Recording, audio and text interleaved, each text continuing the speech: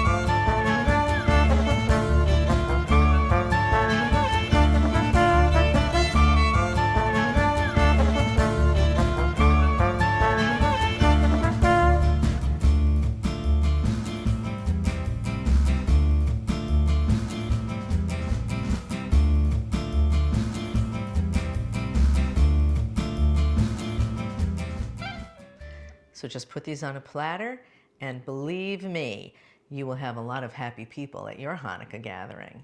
Sufganiyot Hanukkah jelly donuts.